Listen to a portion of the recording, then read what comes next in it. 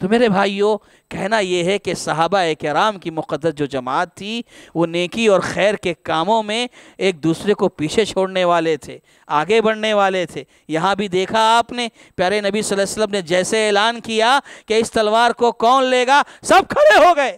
اللہ کے نبی ہمیں دیجئے، ہمیں دیجئے، ہمیں دیجئے۔ میرے بھائیوں، ایک اور بات مجھے آپ کے سامنے رکھنی ہے کہ جیسے نیکیوں کے کاموں میں سبقت کرنا، آگے بڑھنا، یہ ایک بہت اہم چیز ہے، تو ایسے ہی نیکیوں کے حوالے سے ایک بات یہ بتا دیں کہ نیکیاں بہت زیادہ ہیں۔ جو نیکیاں دین اسلام میں، شریعت اسلامیہ میں ہیں، لاتعداد ہیں، بے شمار ہیں۔ کچھ نیکیاں ایسی ہیں جو بڑی ہیں،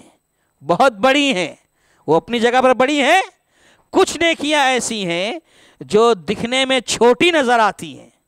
دکھنے میں چھوٹی نظر آتی ہیں، لیکن ان نیکیوں کو چھوٹی سمجھ کر نظر انداز کر دینا یہ مومن کی شان نہیں ہے۔ آج ہمارے یہاں عام طور پر بہت سارے لوگ ایسا ہی کرتے ہیں، چھوٹی چھوٹی نیکیوں کو نظر انداز کر دیتے ہیں، اسے کرنے کی کوشش نہیں کرتے۔ لیکن شریعت اسلامیہ اور پیارے نبی محمد الرسول اللہ صلی اللہ علیہ وسلم کی یہ تعلیم ہے کہ نیکیاں گرچہ دکھنے میں چھوٹی ہوتی ہیں، لیکن نیکیاں حقیقت میں وہ چھوٹی نہیں ہوتی، بسا اوقات اجر و ثواب کے اعتبار سے اتنی اونچی ہو جاتی ہے کہ ہم تصور نہیں کر سکتے ہیں۔ نیکیاں کتنی بڑی ہو جائیں گی ہم تصور نہیں کر سکتے۔ اسی لیے پیارے نبی محمد الرسول اللہ صلی اللہ علیہ وسلم نے بیان فرمایا، لا تحقرن من المعروف شیئا، کہ کسی بھی نیکی کو حقیر نہ جانو، کسی بھی نیکی کو کمتر نہ سمجھو، کسی بھی نیکی کو چھوٹی نہ سمجھو۔ وَلَوْ أَن تَلْقَىٰ أَخَاكَ بِوَجْهٍ طَلْقٍ، اگر اپنے بھائی سے ملو تو مسکرا کر ملو، خندہ پیشانی سے ملو، اپنے چہرے پر تبسم لا کر ملو۔ یہ اس طرح سے ملنا بھی ایک نیکی ہے۔ اس نیکی کو بھی تم کمتر نہ سمجھو، حقیر نہ جانو۔ آپ اندازہ لگاؤ کہ پیارے نبی صلی اللہ علیہ وسلم کیا مزاج دے رہے ہیں، کیسی نصیحت دے رہے ہیں کہ سبحان اللہ، کسی سے مسکرا کر ملنا ہو تو ملو، یہ نہ سمجھو کہ یہ چھوٹی نیکی ہوگی، ہم اسے کیوں کریں، نہیں، اسے بھی کرنے کی کوشش کرو۔ لا تحقرن من المعروف شیئا، کسی بھی نیکی کو حقیر نہ جانو، یہ پیارے نبی محمد الرسول اللہ صلی اللہ علیہ وسلم کا فرمان ہے۔ اور تو اور ایک بات یہ بھی ذہن میں رکھیں، نیکی دکھنے میں چھوٹی ہوتی ہے لیکن انجام کے اعتبار سے کتنی بڑی ہو جائے گی ہم نہیں سوچ سکتے۔ جیسے ایک حدیث میں پیارے نبی محمد الرسول اللہ صلی اللہ علیہ وسلم نے ارشاد فرمایا کہ بندہ جب سبحان اللہ کے ساتھ الحمدللہ کا اضافہ کر دے، ہم سبحان اللہ پڑھتے ہیں نا، سبحان اللہ کے ساتھ الحمدللہ بندہ کہے تو کیا فائدہ ہوتا ہے اس کا؟ کتنے چھوٹے لفظ ہیں، سبحان اللہ، الحمدللہ، یہ آسان سے الفاظ ہیں، تھوڑی سی حرکت دی زبان کو ادا ہو گئے، سبحان اللہ، الحمدللہ، لیکن یہ دکھنے میں تو چھوٹی ہے، زبان سے ادا کرنے میں بھی ہلکے ہیں، چھوٹے سے کلمے ہیں، لیکن سبحان اللہ اجر و ثواب کے اعتبار سے اگر دیکھا جائے کتنی بڑی بات نبی نے کہہ دی۔ کہا ایک مرتبہ بندہ سبحان اللہ کے ساتھ الحمدللہ کہہ دے تو کہا تملأ بین السماء والارض، آسمان اور زمین کے درمیان جو خالی جگہیں ہیں اللہ ان کو اجر و ثواب سے بھر دیتا ہے۔ آپ سوچئے، سبحان اللہ، الحمدللہ، یہ چھوٹی سی نیکی ہے لیکن اس کا اجر، اس کا ثواب سبحان اللہ کتنا ہے کہ زمین سے لے کے آسمان تک جو خالی جگہیں ہیں اللہ تعالیٰ اسے اجر و ثواب سے بھر دیتا ہے۔ یہی نہیں، پیارے نبی محمد رسول اللہ صلی اللہ علیہ وسلم نے اسی وجہ سے خواتین کی جماعت سے بھی خطاب کر کے کہا، ہماری ماں اور بہنیں بھی یہاں موجود ہیں، خواتین کی جماعت سے خطاب کر کے نبی صلی اللہ علیہ وسلم نے فرمایا لا تحقرن جارۃ لجارتها ولو فرسنا شاۃ، کہ کوئی بھی خاتون، یا یہ خطاب کر کے کہا یا نساء المسلمات، اے عورتوں کی جماعت، اور ایک روایت میں آیا یا معاشر النساء، اے عورتوں کی جماعت، لا تحقرن جارۃ لجارتها ولو فرسن شاۃ، کہ کوئی پڑوسن اپنی پڑوسن کو ہدیہ دینے کے سلسلے میں، کوئی پڑوسن اپنی پڑوسن کو ہدیہ دینے کے حوالے سے اگر بکری کا کھر یعنی بکری کا جانور کا کھر، پیر کا جو نچلا حصہ ہوتا ہے، عام طور پر لوگ اس کو پکاتے نہیں ہیں۔ اللہ کے نبی صلی اللہ علیہ وسلم نے اس کی مثال دے کر کہا اگر کسی نے بکری کا کھر بھی بنایا ہے، گھر میں سالن بنایا ہے، تو اپنے پڑوسی کو ہدیہ دینے کے سلسلے میں وہ بکری کا کھر اسے بھی حقیر نہ جانے، اسے بھی کمتر نہ سمجھے، اس کا بھی اگر ہدیہ دینے کی ضرورت پڑے تو ضرور دیا کرے، اسے بھی کمتر نہ جانے۔ یہ پیارے نبی صلی اللہ علیہ وسلم نے مثال دے کر سمجھایا ہے کہ کوئی پڑوسن اسے حقیر نہ جانے۔ میرے بھائی، جانور کا کھر عام طور پر کھایا نہیں جاتا، اللہ کے نبی صلی اللہ علیہ وسلم نے اس کی مثال دے کر سمجھایا ہے کہ دیکھو نیکی کتنی بھی چھوٹی کیوں نہ ہو، کتنی بھی کمتر کیوں نہ ہو، اسے چھوٹی اور کمتر سمجھ کر تم حقیر نہیں سمجھنا، اسے کرنے کی کوشش کرنا۔ بلکہ یہاں تک دیکھو آپ، پیارے نبی محمد رسول اللہ صلی اللہ علیہ وسلم نے خود اپنے حوالے سے کہا لو دعیت الی قراء لاجبت، لو دعیت الی قراء لاجبت، اگر مجھے قراء کی دعوت دی جائے میں اسے قبول کروں گا۔ قراء کے دو معنی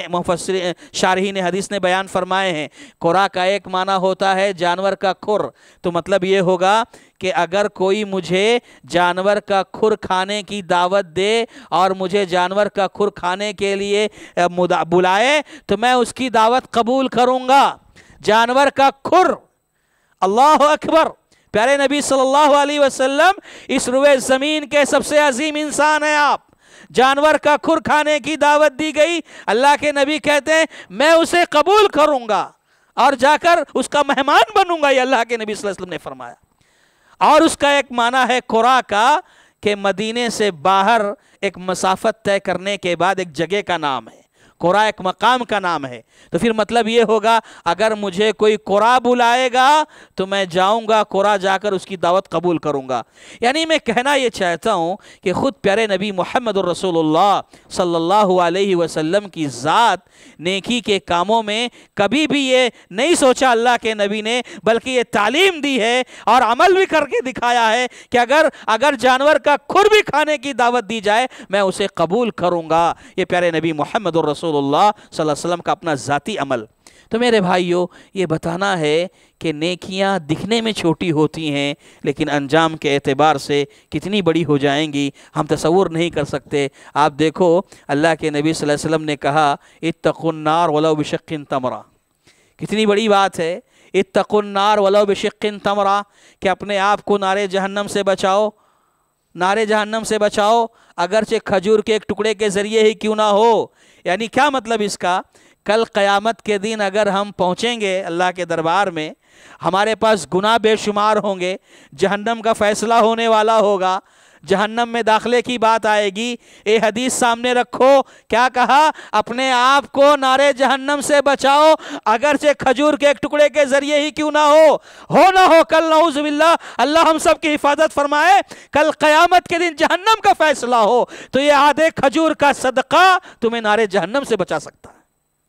آدھے کھجور کا صدقہ نار جہنم سے بچا سکتا ہے۔ دکھنے میں چھوٹی نیکی ہے لیکن انجام کتنا بڑا ہو جائے گا۔ ایک حدیث میں پیارے نبی محمد رسول اللہ صلی اللہ علیہ وسلم نے ارشاد فرمایا کہ جب بندہ اللہ کے راستے میں ایک کھجور صدقہ کرتا ہے، ایک کھجور صدقہ کرتا ہے، فَأَخَذَهُ بِيَمِينِهِ، اللہ تعالیٰ اسے اپنے ہاتھ میں لیتا ہے، فَيُرَبِّي كَمَا يُرَبِّي أَحَدُكُمْ فَلُوَّهُ، اور اللہ تعالیٰ اسے ایک کھجور کے صدقے کو لے کر اسے آگے بڑھاتا ہے، اس کی پرورش کرتا ہے، اسے بڑھاتا ہے، اور بڑھاتے بڑھاتے بڑھاتے کیسے بڑھاتا ہے؟ جیسے تم میں سے کوئی اپنے کسی اونٹنی کے بچے کو یا گھوڑے کے بچے کو پالتا ہے، بڑھاتا ہے، ایسے ہی اللہ تبارک و تعالیٰ میرے اور آپ کے ایک کھجور کی قیمت کتنی ہو سکتی ہے؟ ایک کھجور کے صدقے کو اللہ بڑھاتا ہے یہاں تک کہ حتی تکون مثل الجبل، یہاں تک کہ وہ ایک کھجور کی نیکی پہاڑ بن جاتی ہے، پہاڑ کے برابر ہو جاتی ہے۔ بندہ کہے گا اللہ میں نے تو زندگی میں کبھی اتنی بڑی نیکی کی نہیں، یہ میرے حصے میں کہاں سے آ گئی؟ اللہ کہے گا بندے تو نے وہ ایک کھجور جو میرے راستے میں صدقہ کیا تھا میں نے اسے بڑھایا ہے اور آج وہ پہاڑ بن گیا ہے۔ تو میرے بھائیو، اس سے پتہ چلتا ہے کہ اللہ تبارک و تعالیٰ کے پاس خرچ کرنے کے سلسلے میں معیار مقدار نہیں ہے، معیار مقدار نہیں ہے، اللہ جذبہ دیکھتا ہے کہ کس جذبے سے بندہ خرچ کر رہا ہے۔ ایک آدمی اللہ کے راستے میں 100 روپیہ دیتا ہے، ایک آدمی اللہ کے راستے میں 1,00,000 روپیہ دیتا ہے، لیکن 1,00,000 روپیہ دینے والے کا جذبہ الگ ہے، وہ دکھاوا کرنا چاہتا ہے، اس کے پاس شہرت ہے، ناموری ہے۔ لیکن ایک شخص جو 100 روپیہ دے رہا ہے، اس کے دل میں اخلاص ہے، اللہ کو راضی کرنا چاہتا ہے، تو 100 روپیہ دینے والا 1,00,000 روپے پہ بھاری ہو جائے گا۔ تو میرے بھائیوں، نیکی دکھنے میں چھوٹی ضرور ہوتی ہے، لیکن انجام کے اعتبار سے کتنی بڑی ہو جائے ہم اس کا تصور نہیں کر سکتے ہیں۔ اس سلسلے میں ایک واقعہ میں اکثر سناتا ہوں جب بھی کبھی اس موضوع پر بات ہوتی ہے، تو یہ بتانے کے لیے کہ میرے بھائی، نیکی دکھنے میں چھوٹی ضرور ہوتی ہے، لیکن انجام کے اعتبار سے کتنی بڑی ہو جائے ہم تصور نہیں کر سکتے۔ ایک غیر مسلم ڈاکٹر اسلام قبول کیا، اور اس کے قبول اسلام کا سبب اس سے پوچھا گیا تو اس نے کہا، میرے ایک مسلمان دوست کی ایک نیکی ہے۔ میرے بھائی دیکھو، آج دنیا کہاں سے کہاں جا رہی ہے، آج حالات کیسے ہیں ملک کے، آج ضرورت اس بات کی ہے کہ ہم دین اسلام کی چھوٹی چھوٹی سنتوں کو زندہ کریں، اسلام کی ایک تعلیم پر عمل کرنے کی کوشش کریں۔ ہمارا اخلاق، ہمارا کردار یا ہماری ایک تعلیم جس پر ہم عمل کریں گے، کب کس کے لیے ہدایت کا سبب بن جائے نہیں بول سکتے۔ یہاں دیکھیے، وہ غیر مسلم ڈاکٹر نے اسلام قبول کیا اور اس سے پوچھا گیا، تمہارے قبول اسلام کا سبب کیا ہے؟ تو اس نے کہا، میرے مسلمان دوست کی ایک نیکی ہے۔ کیا نیکی ہے؟ اس نے کہا، ایک مرتبہ میں اپنے مسلمان دوست کے ساتھ 2 ویلر پر جا رہا تھا، میں گاڑی چلا رہا تھا، میرا مسلمان دوست پیچھے بیٹھا ہوا تھا، گاڑی ٹاپ گیئر میں چل رہی تھی، اچانک میرا مسلمان دوست پیچھے بیٹھا ہوا، اس نے کہا کہ بھائی ذرا گاڑی روکو، سائٹ میں لگاؤ۔ تو کہا، میں نے گاڑی جب روکی تو میں دیکھتا ہوں کہ میرا مسلمان دوست گاڑی سے نیچے اترنے کے بعد بیچ سڑک پر گیا، راستے میں گیا، کوئی چیز پڑی ہوئی تھی، اسے اٹھایا اور لا کے سڑک کے کنارے رکھا اور آ کر کہتا ہے، اب چلو۔ تو غیر مسلم ڈاکٹر نے کہا، میں اپنے مسلمان دوست سے پوچھتا ہوں کہ تم نے کیا کیا؟ ہمیں جلدی پہنچنا تھا، گاڑی ٹاپ گیئر میں چل رہی تھی، تمہیں کیا ضرورت تھی، کیا ضروری تھا تمہارے لیے کہ راستے سے گاڑی سے اتر کر تم وہ سامان جو چیز اٹھا کر لا کر رکھے ہو، کیا ضروری تھا تمہارے لیے؟ کہا کہ نہیں، ہم جب آ رہے تھے جو میں نے ابھی جو پتھر ہٹایا ہے راستے سے، یہ پتھر ہماری نظر کے سامنے آ گیا، ہم اس سے بچ گئے، لیکن ممکن تھا دوسرا کوئی سوار آتا، اس پتھر پر اس کی نظر نہ پڑتی اور اس سے ٹکرا جاتا، کوئی حادثہ پیش آ جاتا۔ یعنی یہاں اس سڑک پر، اس راستے میں وہ پتھر تکلیف دہ تھا، مصیبت بن سکتا تھا، اس لیے میں نے سوچا کہ اس راستے سے اس کو ہٹا دیا جائے تاکہ راستہ کلیئر ہو جائے۔ تو غیر مسلم ڈاکٹر نے کہا، میں نے اپنے مسلمان دوست سے کہا کہ بھائی، یہ راستے سے یہ چیزیں ہٹانا تو سرکاری عملہ کا کام ہے، گورنمنٹ کا کام ہے، وہ آئیں گے اپنا کام کریں گے، تمہیں کیا ضرورت پڑی ہے اس کام کو کرنے کی؟ کہا کہ نہیں، یہ سرکاری عملہ کا ہی نہیں بلکہ یہ ہر مسلمان کا کام ہے، یہ ہر مسلمان کا کام ہے۔ ہمارے نبی محمد الرسول اللہ صلی اللہ علیہ وسلم نے کہا ہے کہ راستے سے تکلیف دہ چیز کو ہٹانا بھی ایمان کی ایک شاخ ہے۔ آپ نے حدیث پڑھی ہے نا کہ اماطۃ الاذى عن الطریق، کہ راستے سے تکلیف دہ چیز کو ہٹانا بھی ایمان کا ایک جز ہے۔ غیر مسلم ڈاکٹر نے جب یہ سنا کہ راستے سے تکلیف دہ چیز کو ہٹانا بھی ایمان کا حصہ قرار دے دیا گیا ہے، وہ کہنے لگا کہ اسی دن سے محمد کی صلی اللہ علیہ وسلم، محمد کی عظمت میرے دل میں بیٹھ گئی اور میں نے سیرت پڑھنا شروع کر دیا، اور سیرت پڑھتے پڑھتے وہ دن آیا کہ اللہ نے میرے سینے کو اسلام کے لیے کھول دیا اور میں مسلمان ہو گیا۔ میرے بھائی، سبب کون بنا؟ ایک مسلمان، اس کی ایک چھوٹی سی نیکی سبب بنی اور ایک شخص ہدایت پا گیا۔ وہ مسلمان جب راستے سے تکلیف دہ پتھر ہٹا رہا ہوگا، اس کے حاشیے خیال میں بات نہیں رہی ہوگی کہ میرا یہ پتھر ہٹانا کسی کی ہدایت کا سبب بن جائے گا۔ تو میرے بھائیوں، کہنا یہ ہے، میں نے آج جو باتیں کہی ہیں وہ اس لیے کہ آج جو بھی ہمارے حالات ہیں، ایسے حالات میں ہم سب کو زیادہ سے زیادہ نیکیوں میں آگے بڑھنا ہے، نیکیوں میں آگے بڑھنا ہے، سبقت کرنا ہے، مقابلہ کرنا ہے، اور نیکی اگرچہ چھوٹی ہی کیوں نہ ہو، چھوٹی ہی نیکی کیوں نہ ہو اسے چھوٹی سمجھ کر نظر انداز نہ کرنا، بلکہ اسے بھی انجام دینے کی کوشش کرنا۔ بلکہ خود پیارے نبی محمد الرسول اللہ صلی اللہ علیہ وسلم نے یہ میسج دیا ہے۔ آپ کو پتہ ہے ایک مرتبہ اللہ کے نبی صلی اللہ علیہ وسلم نے دیکھا کہ مسجد نبوی کی دیوار پر بلغم لگا ہوا تھا، بلغم لگا ہوا تھا، سوکھ چکا تھا۔ نبی نے وہ گندگی دیکھی تو پہلے آپ ناراض ہوئے، غصے میں آئے، صحابہ کو ڈانٹا، پوچھا یہ کس نے حرکت کی ہے؟ پھر اس کے بعد آپ نے خود ایک چھڑی لی، لکڑی لی اور خود اپنے ہاتھوں سے اٹھ کر اسے کھرچا، صاف کیا، عطر منگوایا، پھر اپنے ہاتھوں سے ملا۔ اللہ کے نبی چاہتے تو دسیوں صحابہ موجود تھے، کسی کو بھی کہتے اٹھو صاف کرو، ہر ایک آگے بڑھ جاتا، لیکن نبی کا خود اٹھنا، آگے بڑھ کر کے خود صاف کرنا، یہ بتا رہے ہیں اللہ کے نبی صلی اللہ علیہ وسلم کہ نیکی کا کام چھوٹا ہی کیوں نہ ہو، اگر موقع ملے تو خود کرنے کی کوشش کرنا،